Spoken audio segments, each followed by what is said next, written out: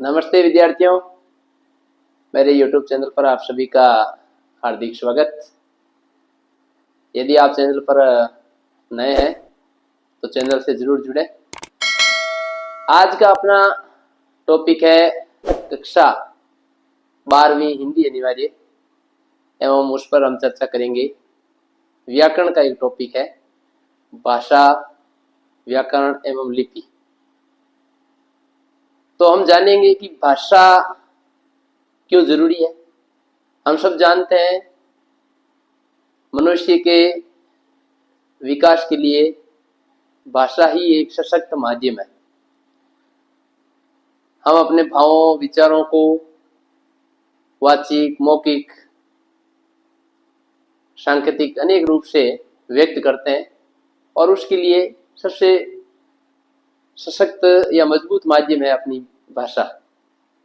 भाषा अलग अलग होती है सब राष्ट्रों की, लेकिन हम अपने ज्ञान, संस्कृति और इतिहास को जानना चाहते हैं तो उसके लिए एक भाषा का चुनाव हमें करना पड़ता है। उससे ही हम अपने राष्ट्र के बारे में जान सकते हैं और पढ़ सकते हैं। और मनुष्य जाति के विकास के लिए एक भाषा का सशक्त यानी कि मजबूत होना बहुत जरूरी है। जितनी अपनी भाषा विकसित होती है उतना ही अपना राष्ट्र विकसित होता है। तो आज हम पढ़ेंगे, जैसा कि आप मेरे पीछे देख रहे हैं बोर्ड पर जो टॉपिक लिखा हुआ है, भाषा, व्याकरण, लिपि, परिचय। भाषा, वैसा मैंने बता दिया। भाषा शब्द की व्युत्पत्ति जो है संस्कृत भाषा के भाष शब्द से हुई है, जिसका अर्थ होता है वाणी, व्यक्त करने वाली वाणी। हम जो बोलते हैं वो।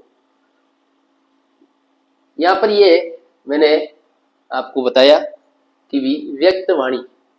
बात करें, अनेक विद्वानों ने भाषा की परिभाषाएं दी है। परिभाषा में यदि हम बहुत ही सहज और सरल अच्छी परिभाषा की बात करें तो मनुष्य के भावों, विचारों को आदान प्रदान करने या प्रकट करने के माध्यम को भाषा कहते हैं। यह सबसे सरल परिभाषा है। और भी हम कह सकते हैं कि जब हम अपने विचारों को दूसरे के सामने प्रकट करते हैं, दूसरों के विचारों को हम सुनते हैं, उसके माध्यम को भी भाषा ही कहते हैं। या और भी इसकी परिभाषा बना सकते हैं कि जब हम अपने भावों, विचारों और मन के भावनाओं को प्रकट करने के लिए जिस माध्यम का चुनाव करते हैं, जिस माध्यम को अपनाते हैं, उससे भी भाषा ही कहते हैं विद्यार्थियों। तो हिंदी अनिवार्य में भाषा, व्याकरण, लिपि संबंधित क्वेश्चन 2 अंकों का आएगा। तो उसके लिए ये जानना आपके लिए बहुत जरूरी है। बात करें अब आगे परिभाषा के बाद में कि भाषा के प्रकार कितने विद्यार्थियों। तो भाषा के विद्यार्थियों 3 प्रकार है। वैसे तो 2 ही प्रकार माने गए मुख्य रूप से, तो लेकिन हम तीसरे प्रकार पर भी थोड़ी चर्चा करेंगे। 3 प्रकार, और पहला है मौखिक, जिसको वाचिक कह सकते हैं।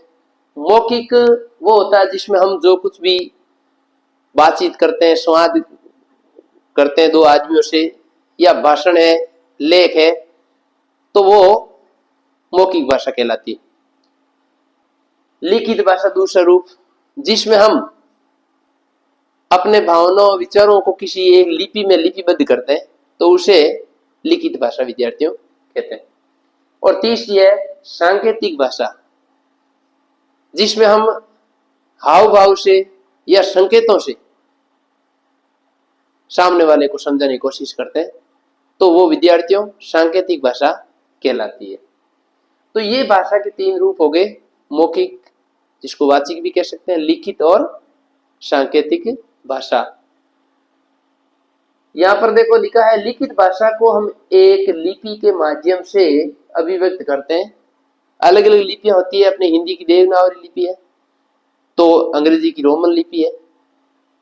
उसी प्रकार से आगे हम और चर्चा करें बोली, ये भी टॉपिक है अपने शामिल है व्याकरण में।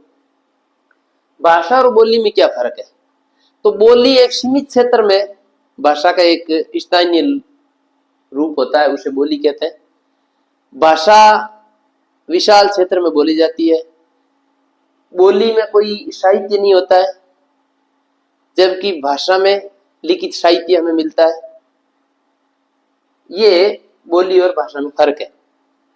यानी कि लोकल क्षेत्र में या स्थानीय स्तर पर जो बोलते हैं वो बोली होती है, और बोली का विकसित रूप नहीं होता है, भाषा का विकसित रूप होता है। तो ये 2-3 बातें आप अंतर यदि पूछे, दोनों में डिफरेंस पूछे, तो लैंग्वेज और बोली में, भाषा और बोली में आप लिख सकते हैं।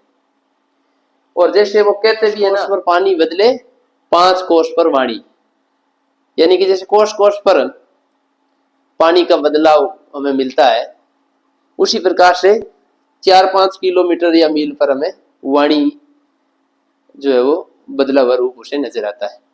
जैसे अपने गांव की भाषा अलग है, किसी और दूसरे गांव में गए तो वहां पर थोड़ा और हमें शब्दों का कुछ नया रूप देखने को मिलेगा। तो ये बोली और भाषा में अंतर होता है, भाषा विशाल क्षेत्र में और बोली हम देखते हैं। देखो, बोली के बारे में मैंने बताया कि बोली में, भाषा में ये अंतर होता है विद्यार्थियों। बोली में ना कोई शब्दकोश होता है, अविकसित होती है, सीमित क्षेत्र होता है।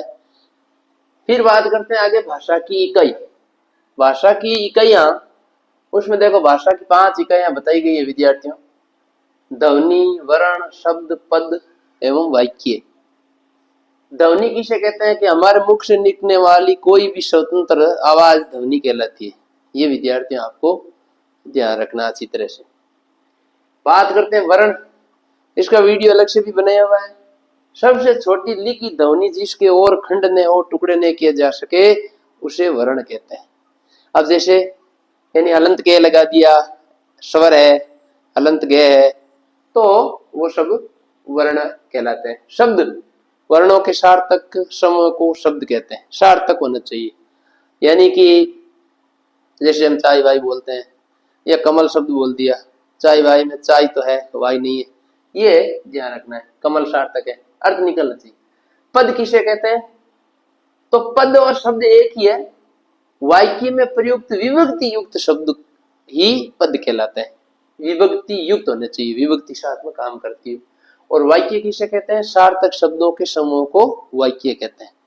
जो हम बोलते हैं, तो जैसा वाक्य बोलते हैं, तो राम आग से बाग सींचता है, तो ये सार्थक वाक्य नहीं हुआ। राम पानी से बाग को सींचता है, ये सार्थक वाक्य हो गया। तो इस प्रकार ये भाषा की 5 इकाइयां हो गई। अब बात करें हिंदी की बोलियां, तो हिंदी की 5 उपबोलियां हैं, और 5 के नाम मैंने यहाँ पर लिखे हैं, आपको मैं बता दूं। पूर्वी हिंदी, पश्चिमी हिंदी, राजस्थानी हिंदी और पहाड़ी हिंदी, बिहारी हिंदी। तो पूर्वी, पश्चिमी, पहाड़ी, बिहारी, बी और बीच में है हम। ये इसका ट्रिक भी है, इस सूत्र से आप याद कर सकते हैं। पूर्वी, पश्चिमी, पहाड़ी, बिहारी और बीच में है हम यानी राजस्थानी। तो अब पूर्वी हिंदी कहाँ से निकली? अर्धमागधी से निकली। पश्चिमी हिंदी शोर शनि से, राजस्थानी हिंदी शोर शनि से, पहाड़ी हिंदी खस या उत्तर शोर शनि से निकली है, वरना तिवरी नहीं कहा था। बिहारी हिंदी मागधी से निकली है। अब इसके अंदर भी बोलियां है, तो यहाँ पर मैंने ट्रिक में लिख रखा है अबच। पूर्वी हिंदी की 3 प्रमुख बोलियां।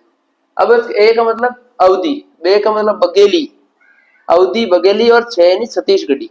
तो ये 3 इसकी प्रमुख जो है वो भाषा है।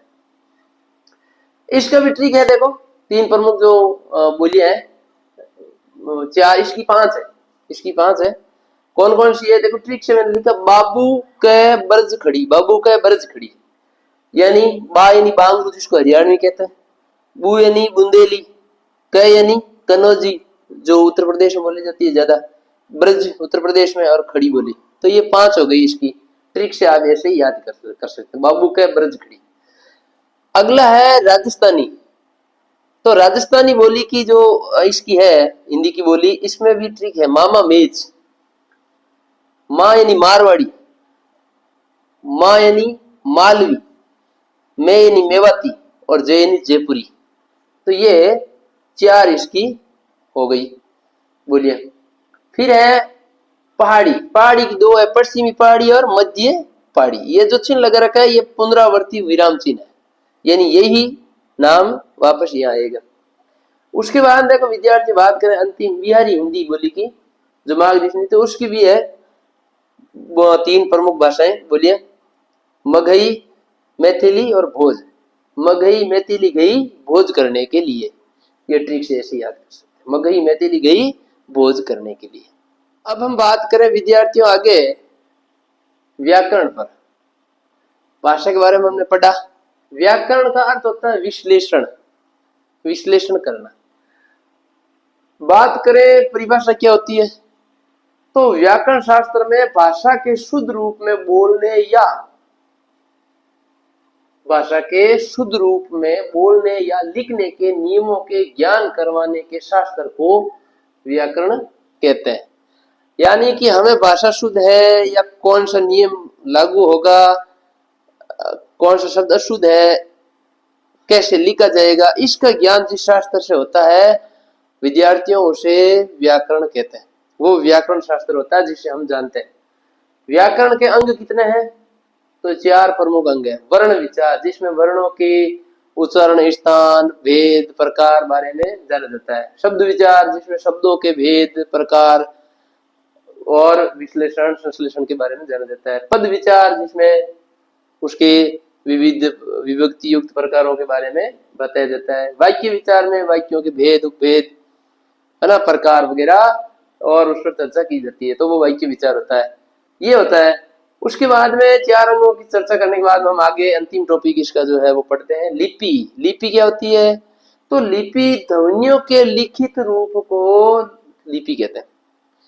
जो बोलते हैं हम, जो चिन्ह होते हैं, ध्वनियां होती है, उच्चारण करते हैं, उन ध्वनियों को जब हम लिखते हैं तो वो लिखित रूप ही लिपि कहलाती है। बहुत ही सरल परिभाषा है, ध्वनियों के लिखित रूप को लिपि कहा जाता है। हिंदी की लिपि हम सबको पता होना चाहिए, देवनागरी लिपि है। जैसे पंजाबी की गुरुमुखी लिपि है, अंग्रेजी की हमने बात की रोमन लिपि है।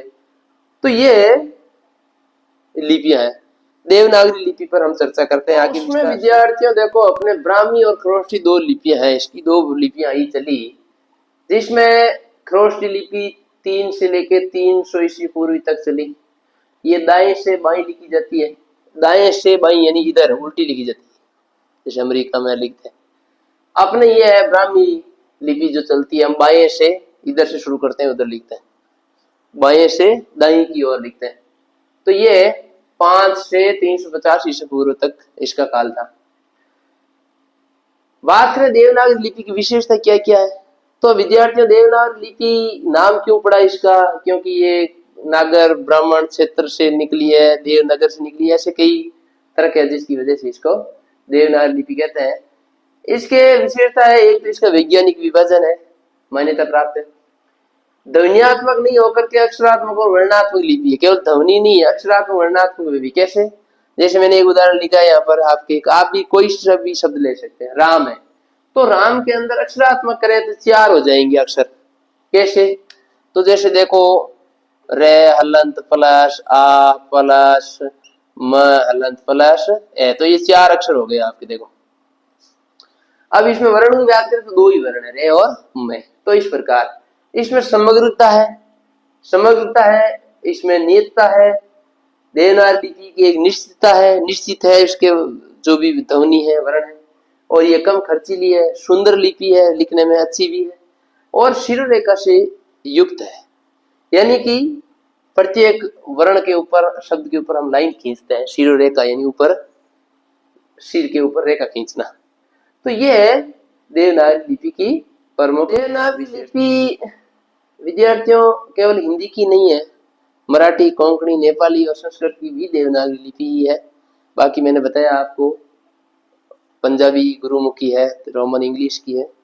तो विद्यार्थियों इस प्रकार वीडियो अंत तक आप पूरा देखें और समझें, ये टॉपिक आपके लिए अच्छी तरह से मैंने बताया। मिलते हैं एक और वीडियो में, तब तक के लिए जय हिंद, जय भारत। थैंक यू विद्यार्थियों।